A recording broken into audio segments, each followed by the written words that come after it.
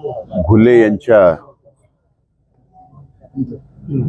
खून झाल्यानंतर त्यांच्या परिवारात सांत्वनपर आज मी या ठिकाणी भेट द्यायला आलो। त्यांनी जी परिस्थिती सांगितली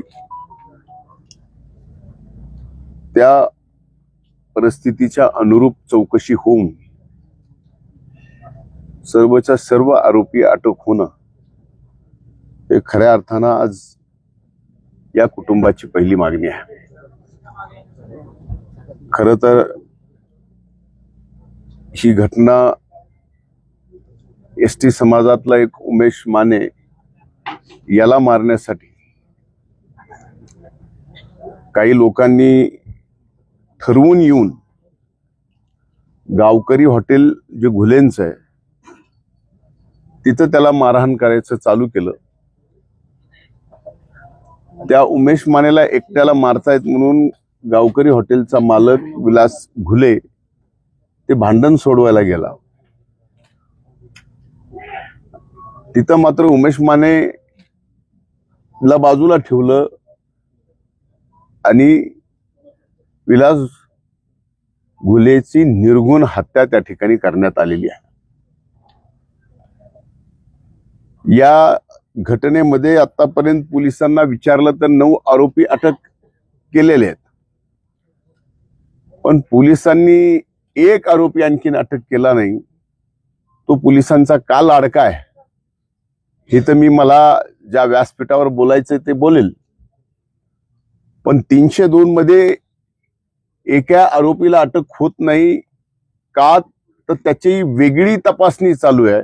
म्हणून का पोलिसांना या एका व्यक्तीला या संबंध केसमधून बाहेर काढायचं आहे, त्याच्यासाठी त्याला बाहेर ठेवलंय। जे काही साक्ष आहेत, जे पुरावे आहेत ते नष्ट करण्यासाठी या 302च्या आरोपीला बाहेर ठेवलंय का? हा माझा पहिल्यांदा पोलीस प्रशासनाला प्रश्न आहे। तपास योग्यरित्या चालू आहे, 9 जण अरेस्ट झाले, मग या एक व्यक्तीला अरेस्ट करण्यासाठी पोलीस का धजावती आहे?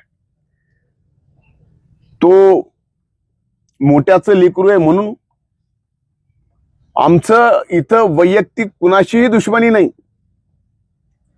जातीपातीचा धर्माचा विषय नाही, विषय इथे गुन्हेगारी प्रवृत्तीचा आहे।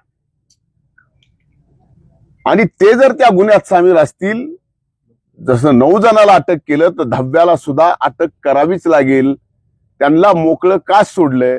आता भीती ही आहे की जो एक आरोपी बाहेर आहे, जो मोकळा आहे, त्यांनी जर साक्षी पुरावे एव्हिडन्स जे काय आहे ते टॅम्पर केले तर यातनं बाहेर काय येणार आहे? म्हणजे आमचा आता पूर्णपणानं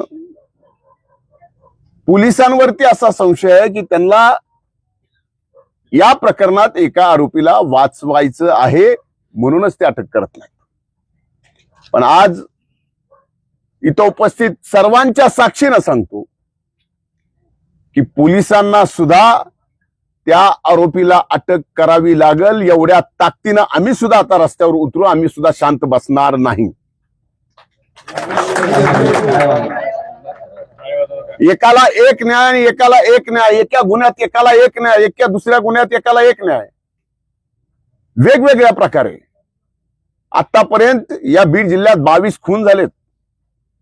दुर्दैव या बीड जिल्ह्याचं की पोलीस प्रशासन, काम करणाऱ्या पोलीस प्रशासनाच्या कर्मचाऱ्यापासून ते पोलीस अधिकाऱ्यापासून डीवायएसपी पासून फक्त एसपीला अन्नाव लावायचा अधिकार आहे, बाकी कुठल्याही पोलिसाला अन्नाव लावायचा सुद्धा अधिकार नाही। हे देशभरात कुठल्या जिल्ह्यात नसेल, ते आपल्या बीड जिल्ह्यात आहे आणि हे दुर्दैव आहे।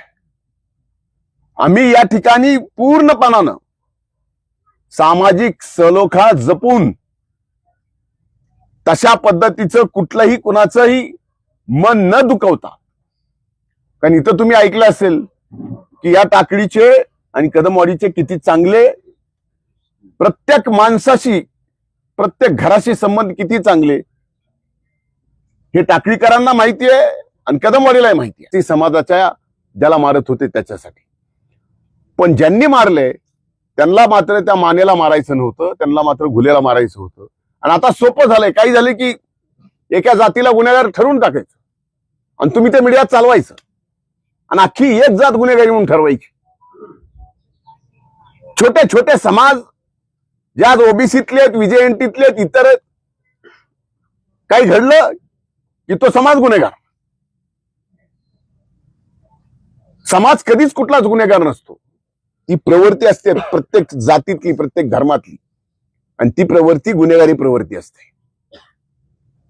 याच्यामध्ये मुख्यमंत्री महोदयांनी स्वतः फोन केल्यानंतर देखील या प्रकरणामध्ये नेमका आरोपीला अटक करण्याच्या अनुषंगाने नेमकं संरक्षण कोणाला भेटतं? आता आहे माझी विनंती की आपण मुख्यमंत्र्यांना प्रश्न विचारावा. मी तर विचारणारच आहे सभागृहात. तुम्ही स्वतः या प्रकरणात सभागृहात आवाज उठवलाय. आमदार नमिता मुंदडा या देखील बोलल्यात. आता सोमवारी तुम्ही एकदा पुन्हा बोलणार, परंतु रस्त्यावरची लढाई नेमकी कशी असणार जर न्याय मिळाला नाही? आता एक मिनिट, आता तुम्हाला का घाई झाली रस्त्यावरच्या लढाईची? तुम्ही काय करू नका ना. आज कुटुंब हे दुःखात आहे. अंत्यविधी कधी झालाय, त्याच्यानंतर आपल्या काही रिच्युअल्स असतात ते पाळावे लागतात सगळ्या कुटुंबाला. तेवढ्यावरही नाही झाल्यानंतर रस्त्यावरच्या लढाईला कधी तुम्ही बघितलेल्या आहेत आमच्या रस्त्यावरच्या लढाया? विलासची क्रूर हत्या झाली तरी इथले खासदार म्हणतात मी जिल्ह्याचा वाघ आहे. आता मी काय म्हणू शकतो त्यांना? आता ते वाघ स्वतःलाच म्हणायला लागले, त्याच्यामुळे मला काही नाही. ते वाघ तर ते वाघ, काय म्हणायचं त्याला? मात्र तुम्ही महेंद्र तुमच्या सारख्याने तसा प्रश्न विचारावा ही अपेक्षाही नाही. कोण स्वतःला वाघ म्हणतोय म्हणजे याचा अर्थ दुसरे कोणी सगळे शियाळे समजते स्वतःला, असं नाही ना. मात्र तो वाघ आम्हाला ही संवेदना अपेक्षित आहे खासदाराकडनं. या कुटुंबाचं सुद्धा सांत्वन करण्यासाठी यायला पाहिजे. भाऊ ते स्वतःला वाघ म्हणालेत, मात्र तो वाघ मला देखील खायला असं रमेश घुले म्हणतात. त्यांच्यामध्ये आजही भीती कायम आहे. माझं तेच म्हणणं आहे. मी आता इथून निघाल्यावर स्वतः एसपीशी बोलणार आहे. रमेशला संरक्षण देण्याच्या बाबतीतही बोलणार आहे. त्यांना जे काय धमक्या येतात ह्या सगळ्या गोष्टीची चौकशी करण्यासाठी सुद्धा मी त्यांना पोलिसांना यंत्रणेला सांगणार आहे. अगोदरच बहुतेक रमेशने अर्ज पण दिलाय, तसा नाव दिलेत, अर्ज दिला. जिल्ह्यामध्ये 22 खून आपण आता म्हटलेलं आहे. म्हणजे जिल्हा वारं सोडला गेलेला आहे का? कायदा सुव्यवस्थेत धाक राहिले नाही का? सामान्य माणसाने मग काय करायचं? आता ती टॅगलाईन तुम्हाला काय घ्यायची तरी घ्या, तुम्हाला स्वातंत्र्य आहे. पण ही वस्तुस्थिती आहे की 22 खून झालेत, 22 पेक्षा जास्त. मारायला दाखवायचा एकाला आणि खून करायचा एकाचा, आणि याचा सूत्रधार नेमका. अनेक जणांनी साक्ष दिली आहे पण त्यांना ती साक्ष पटत नाही पोलिसांना. मग नेमकी कुठली साक्ष पोलिसांना पाहिजे? या बाबतीत आम्ही हे प्रकरण अतिशय गंभीर्याने घेतलंय. अधिवेशनाच्या पहिल्या दिवशीच ही घटना घडल्यानंतर मी स्वतः सभागृहामध्ये हा मुद्दा काढला. या मुद्द्यावर अतिशय प्रखरपणे मी सभागृहात भांडलो. आणि आता राहिलेला एक आरोपी तो कुणाचाही असो, मला देणं घेणं नाही. कुठल्या जातीपातीचा असो, कुणाच्याही जवळचा असो, घेणं देणं नाही. पण न्याय हे सगळ्याला सारखा असला पाहिजे. आणि तो न्याय सगळ्याला सारखा मिळावा म्हणून पुन्हा एकदा मी विधानसभाचं अधिवेशन पावसाळी चालू आहे. सोमवारी पुन्हा हा विषय सदनामध्ये येणार आहे आणि तिथंही मी स्वस्थ बसणार नाही. एका आरोपीचे लाड का, हा माझा प्रश्न आहे. हे सुद्धा माध्यमांनी आता आपल्या माध्यमातून विचारणं गरजेचं आहे. आजपर्यंत सभागृहात सुद्धा मी कुणाचं नाव घेतलं नाही, कुठल्याही आरोपीचं नाव घेतलं नाही. ज्याचा खून झाला त्याचंच फक्त नाव घेतलं. आणि आमच्या सगळ्यांची इच्छा आहे की शेवटपर्यंत याच्या जे कोण गुंतले असतील त्याला शासन झालं पाहिजे. या भूमिकेतून आम्ही आज या ठिकाणी सर्वच जण आहोत. आज या कुटुंबाला आधार द्यायची गरज आहे.